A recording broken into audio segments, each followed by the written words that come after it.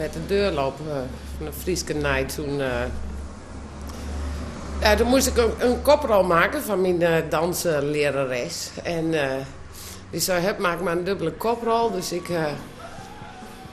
sprong veel te hoog en ik kwam veel te hard del. En er was net een knik op het toneel. En ik kwam met mijn heup op die knik terecht. Dus toen hoorde ik al knak. Ik dacht, oh god, dat is niet best.